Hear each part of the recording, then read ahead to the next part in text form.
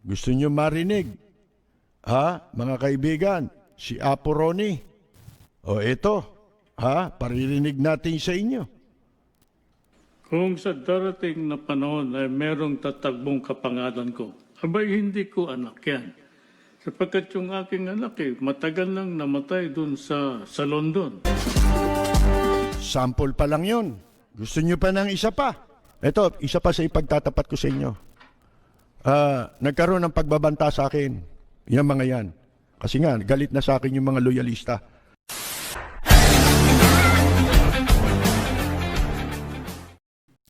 So ayan mga ka-GP, trending na trending at talagang viral na humahakot ng views ang ipinakakalat ng mga DDS ngayon na ito daw si Percy Lapid bago nagurgor ay may isiniwalat sa kanyang programang The Lapid Fire.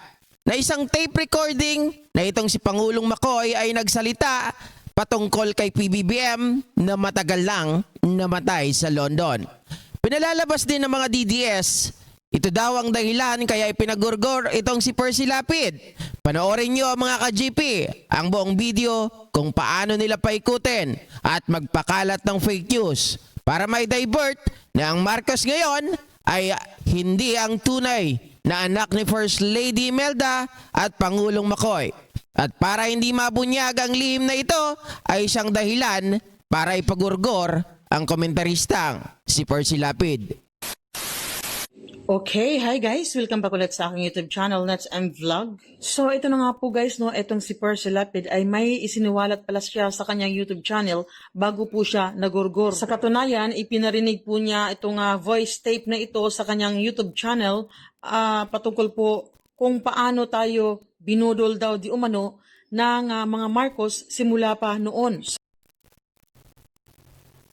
Meron tayong ilalahad na kwento. Kagabi ay nabanggit natin sa inyo na meron tayong kaibigan, hindi ba, matagal ng kaibigan. Ang tatay niya ay kaibigan din ng tatay ko dahil yung tatay ko nagkasama sa radyo. Yung isang istasyon. Ang istasyon nila noon, DCRH. Pareho silang komentarista sa radyo. Ngayon, muli kami nagkausap, huli kaming nagkita nito eh. Ewan ko kung nung umuwi siya rito, matagal na rin panahon eh. Kung nagkita kami, hindi ko na matandaan yun. Pero ang natatandaan kong nagkita kami ay sa dalawang beses, 1995 sa California. Yung pagbisita ni Ramos doon. Dalawang beses 95 at 97. Dalawang state visit ni Ramos pinalad tayong mapabilang sa media delegation ng pagbisita ron ni Tabaco, mga kaibigan. Doon kami nagkita niyan. Yung una nga ipinag-drive niya pa kami. Yung pangalawa naman sa San Diego, California. Noong araw na magkita kami, galing kami ng New York pagkatapos ay anong tawag dito? Paalis na nung gabing yun yung eroplano ni Ramos. At kami naman babalik pa ng ibang lugar sa California para bumisita sa ilang kamag-anakan. Nagpaiwang kami sandali, mga 1 linggo. Doon sa hotel, na aalis na si Tabaco Ramos. Ang daming tao sa hotel sa lobby kami. May mga kasama kaming mga matatandang journalist. Siya nga, kilala siya lahat dito ng mga journalist nung siya'y nandito pa sa Pilipinas. Lahat yan, sabihin ko sa inyo. Halos lahat ng mga veteranong newsmen, kilala siya Ngayon, kaibigan ko rin to, at kaibigan din siya ng tatay ko. Nung araw yan, dito sa Maynila, ang trabaho niya mag-perform. Bukod sa meron siyang trabaho sa isang opisina, ay mas kilala siya bilang performer.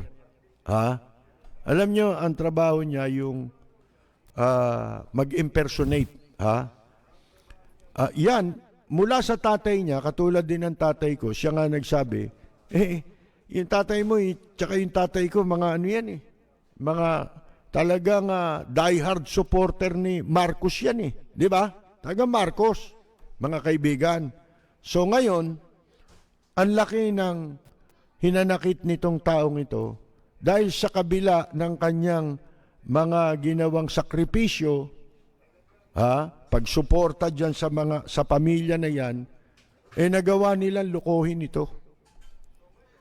Ang pangalan niya, si Ronnie Estrada.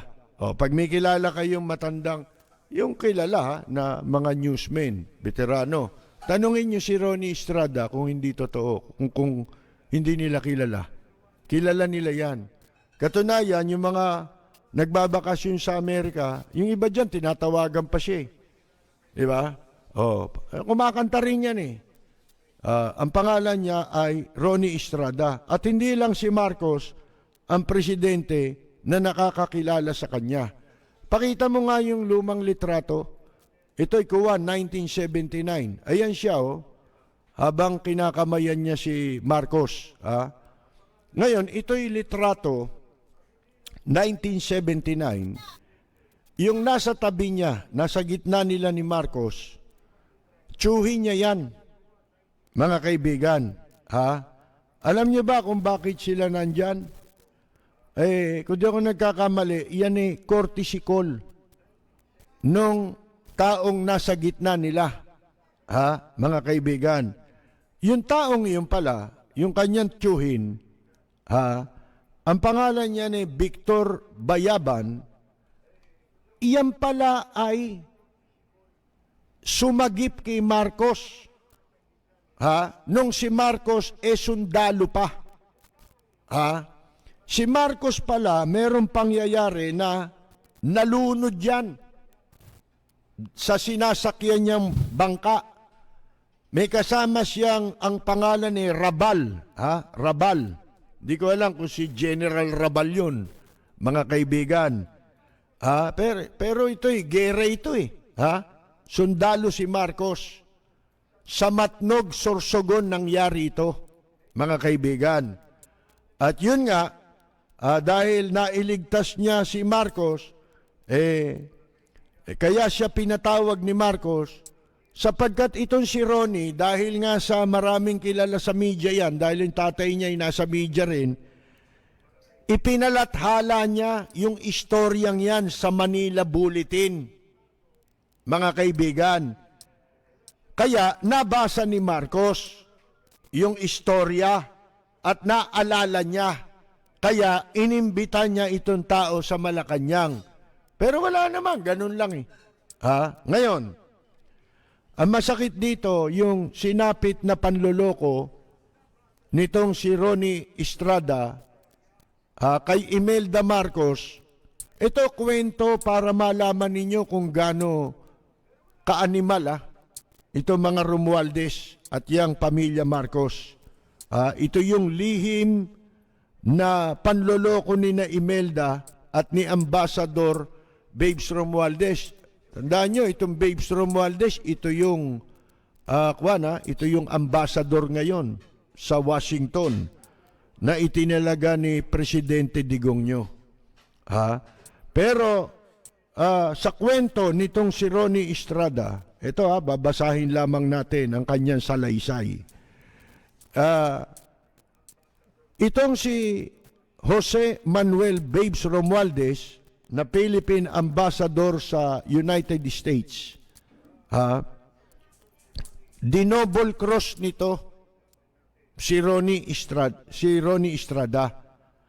Ito yung nakakagaya ng mga boses, pero ang pinaka kuhang-kuha niyang boses talaga si Marcos, mga kaibigan. At yun nga, nabanggit na natin kagabi na siya ay ginamit ng mga taong ito, ni Imelda at ni Romualdez, para makakuha ng pera sa isang crony. Nung sila'y nasa Hawaii na, mga kaibigan, para makuha nila yung pera na naiwan, ipinatago sa crony.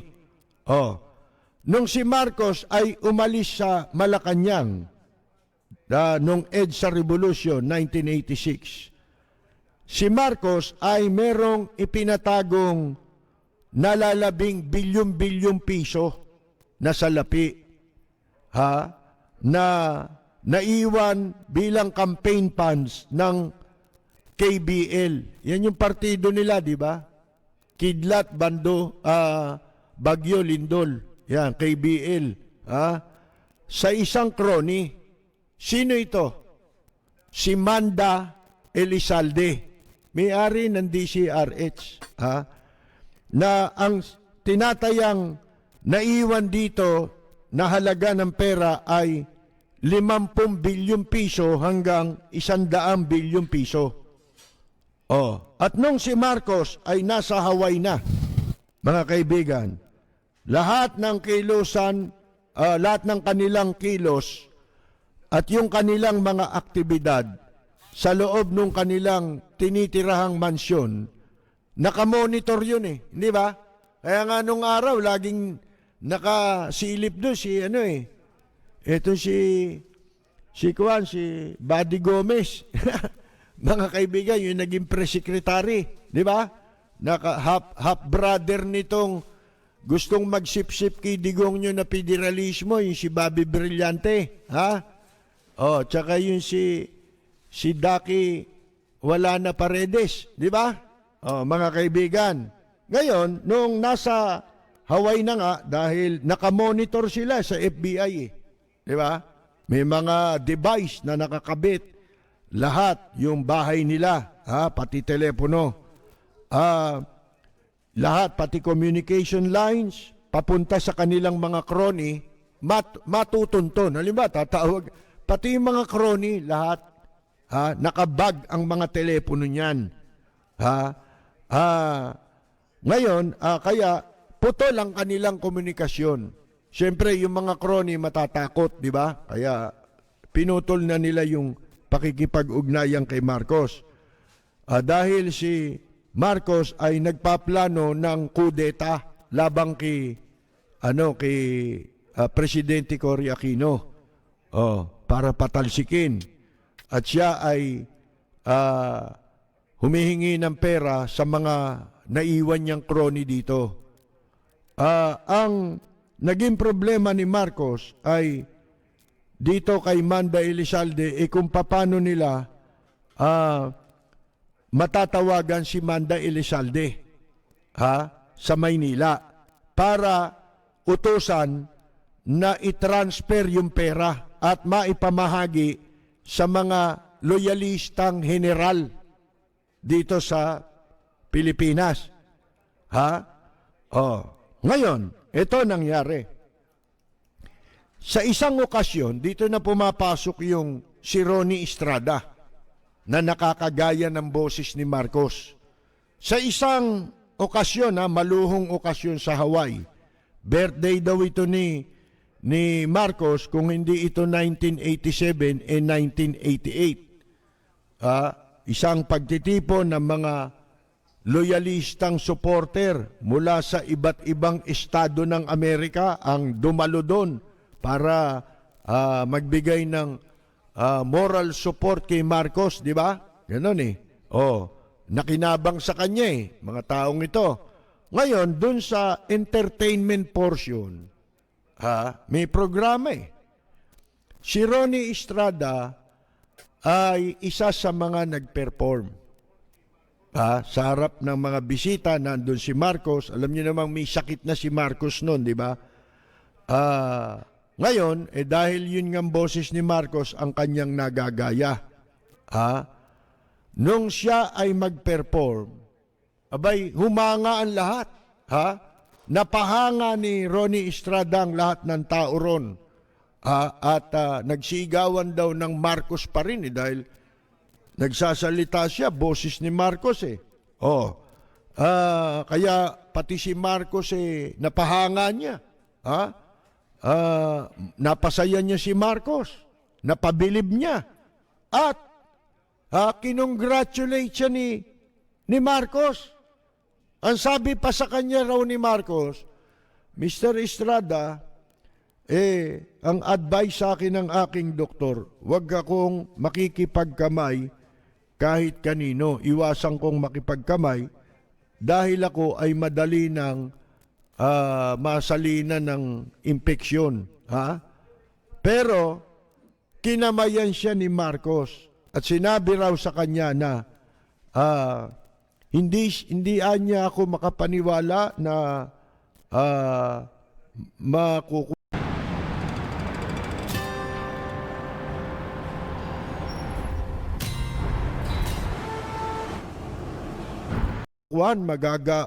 master mo yung boses ko, At habang nakikinig ako sa iyo, para akong nakikinig sa tape recording ng aking mga talumpati.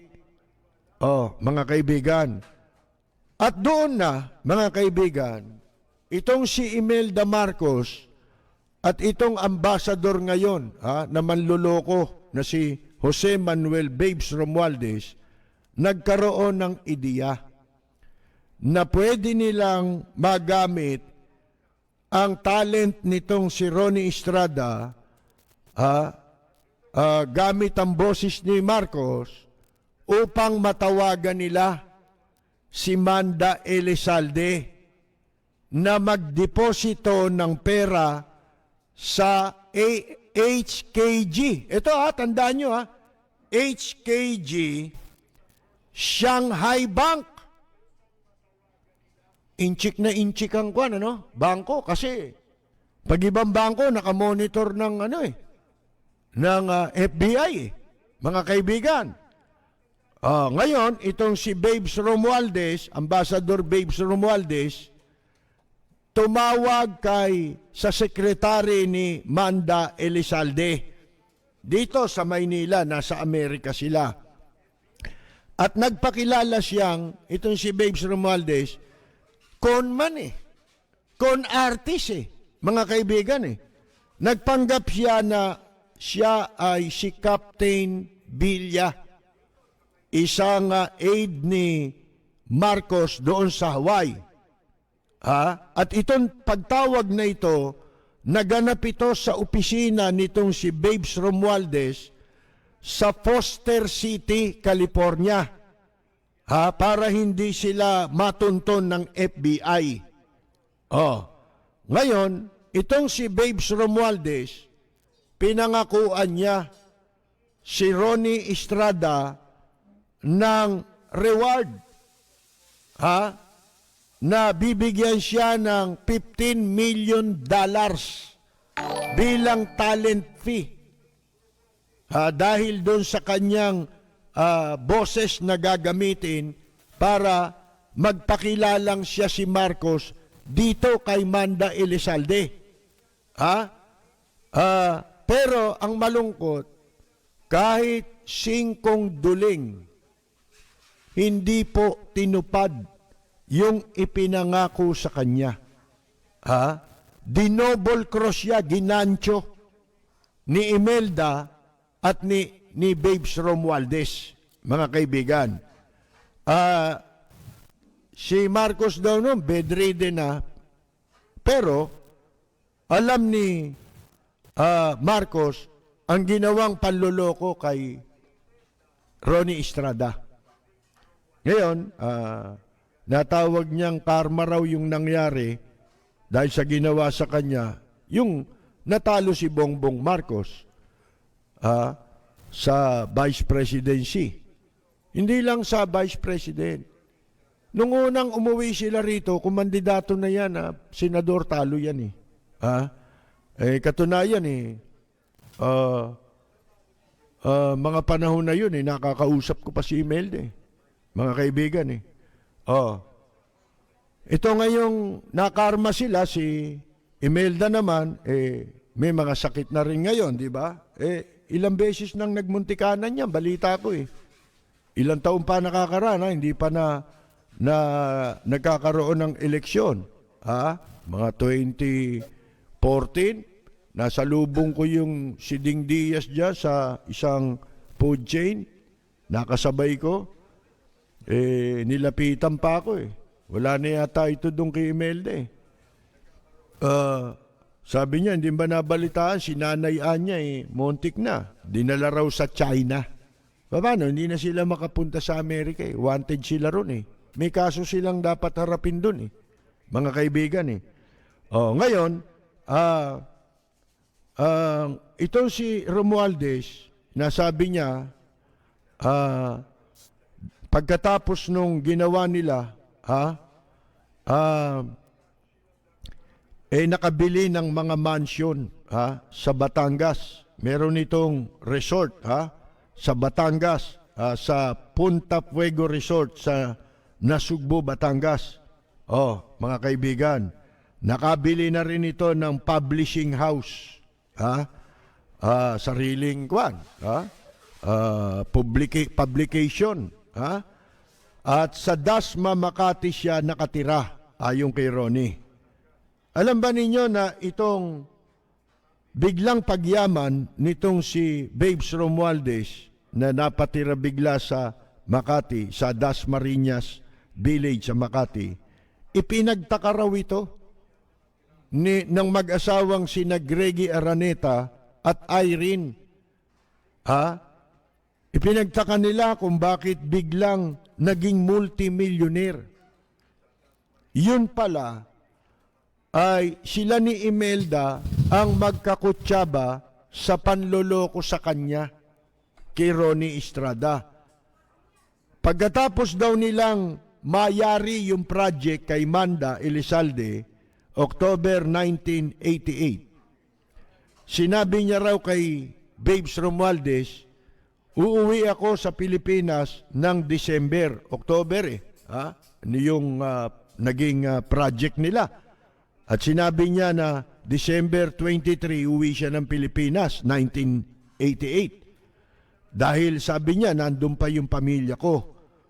Tapos, ang sabi raw sa kanya nitong si Babes Romualdez, o sige, for the meantime, pagdating mo doon, bibigyan ka ng tauhan ko sa Maynila.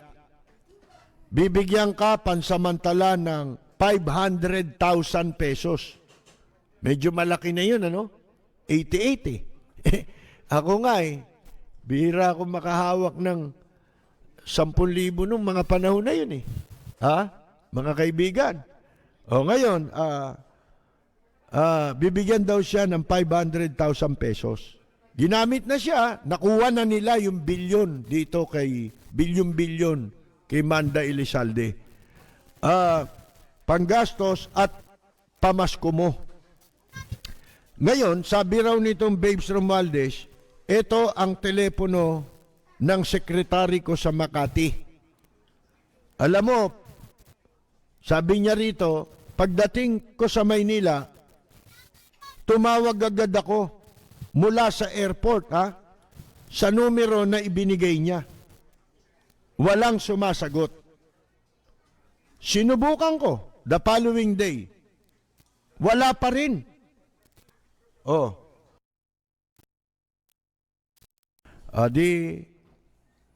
Dumating siya rito sa Maynila.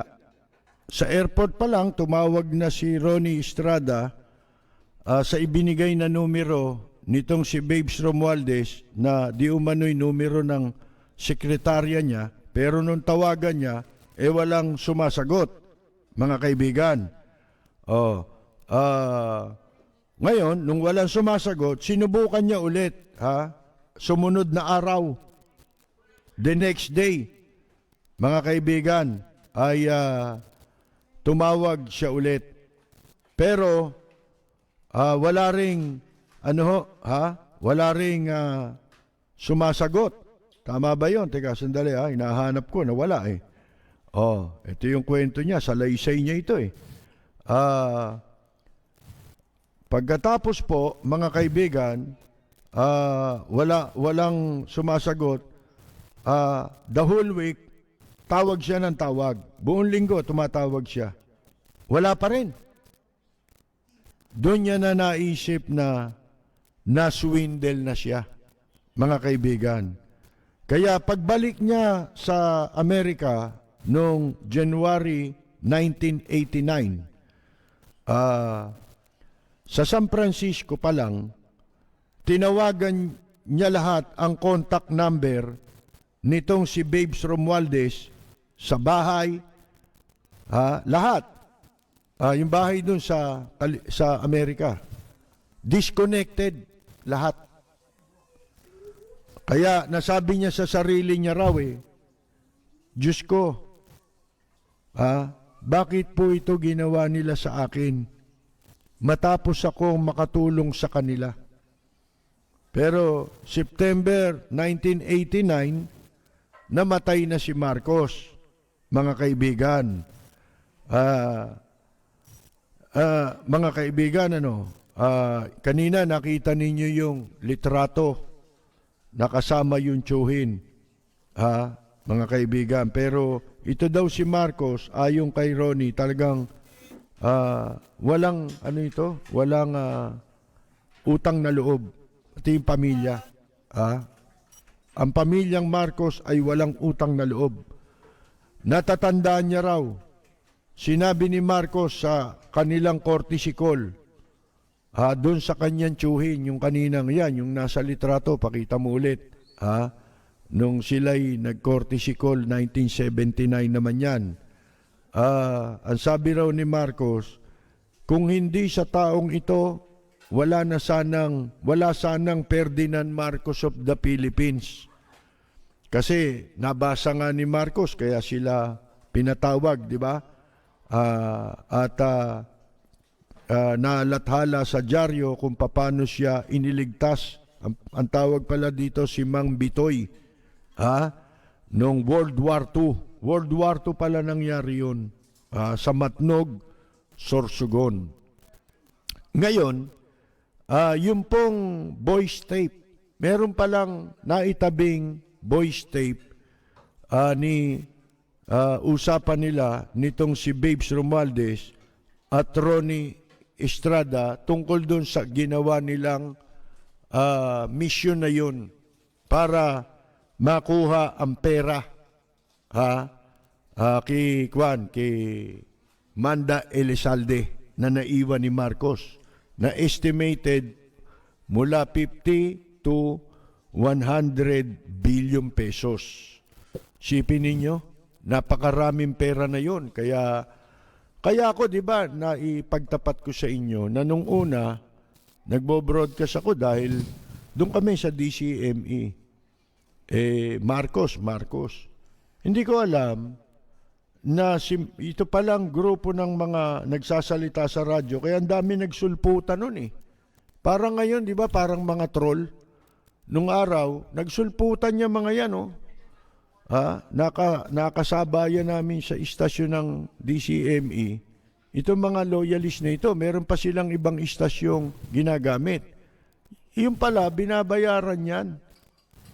Ginagastusan yan nung mga pinagpadalan siguro ng pera dito.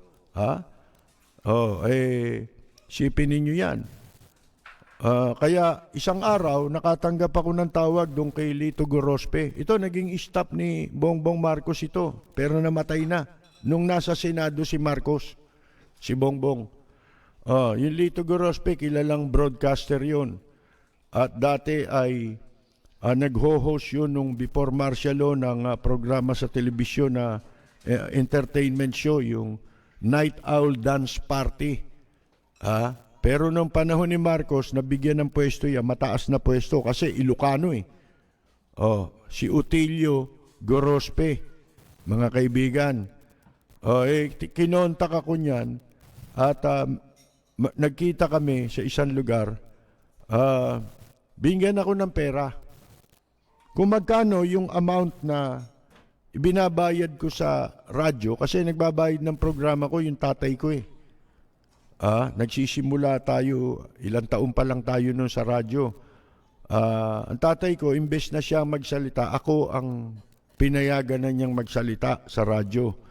So ngayon, binigyan ako ng pera para daw ipambayad ko dun sa radyo. Tinanggap ko naman.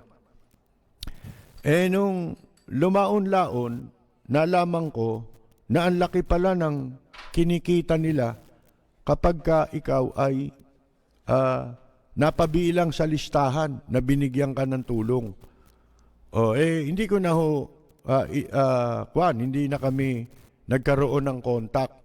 At doon, binanatan ko na ang Marcos loyalist. Mga kaibigan. Kaya maraming nagalit sa akin noon eh. Katunayan, ay kwento ko sa inyo, di ba, sa isang forum na ginanap sa Manila Hilton, nagalit sa akin yung tatay ni Ralph Recto, si Rafi Recto. Kasi nagtanong ako na hindi pabor sa gusto nila. Ikinakaila nilang magnanakaw si Marcos. Sabi ko, paano hong ikakaila ni Marcos na magnanakaw? Ito ho, nagtapat na itong isang nahuli ng PCGG. Hinuli ng mga otoridad, pinasok ang bahay, may mga pera, ubod ng laki, hindi naman siya malaking tao. Inuutusan lang siya na magdala ng humingi ng pambili ng gamot, ganon. Pag may kailangan yung nanay ni Marcos, diyan sila nakatira sa Paco. Di ba? May bahay sila diyan, si Doña Josepa. Nahuli mga barel na matataas ang kalibre ng barel. Ito, isa pa sa ipagtatapat ko sa inyo. Nagkaroon ng pagbabanta sa akin. Yan mga yan. Alam niyo ang ginawa ko? Nagpunta ako sa Armed Forces of the Philippines sa tanggapan ni General Honesto Isleta na nakaupo noon bilang hepe ng Civil Relations Service. Siya ang commanding general ng CRS. Panahon na ni Mrs. Aquino ito nga. Kasi nga, galit na sa akin yung mga loyalista. Ngayon, inireport ko yan. At ipinagtapat ko sa aking report yung naging recipient ako isang beses ng pondo galing sa loyalist. Kasi po, iyaan ay minomonitor ng gobyerno, di ba? Ilang beses nagkaroon ng kudeta. Saan kinuha ang pera niyan? Di ba? Ginamit nila yung mga sundalo ng mga opisyal. Pinapunta sa kung saan, di ba? Nagkaroon sa Makati, nagkaroon sa Manila Hotel. Yun pala, pinopondohan talaga yan. Gaya nung tumutugma dito sa ipinagtapat na ito ni Ronnie Estrada. Gusto nyo marinig? Mga kaibigan, si Apo Ronnie. Ito, paririnig natin sa inyo. Kung sa darating na panahon ay merong tatagbong kapangalan ko, abay hindi ko anak yan. Sapagkat yung aking anak matagal nang namatay dun sa London.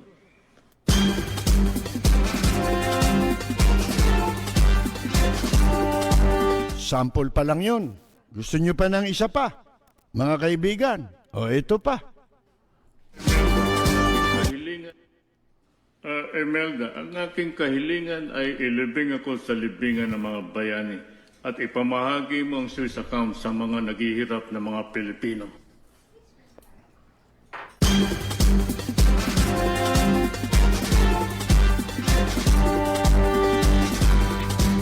Mga kaibigan, ngayon, itong si Bongbong Marcos ay, di ba, kumakandidato siya ngayon. Pero gumagamit sila ng mga troll. Kamukha din nung ginamit ni Duterte hanggang ngayon, ginagamit nila yan. Kasi malaking bagay sa kanila yan para hatiin ng mamamayan. Kahit na yung mga troll na yan sa social media, hindi naman yan guarantee na yan ang magiging resulta ng eleksyon o boto ng mamamayan. Ibig sabihin, kung marami yan, hindi yan ibig sabihin, marami rin silang boto. Kasi fake yan Di ba? Falsipikado yan. Kahit yung ginagawa ngayong interview sa lansangan, di ba? Madali lang gawin yun. Hindi katulad nung kay Vice President Leni Robredo, walang leader. People's Initiative. Sa bandang huli, magkakaroon ng mga leader yan, mga kaibigan.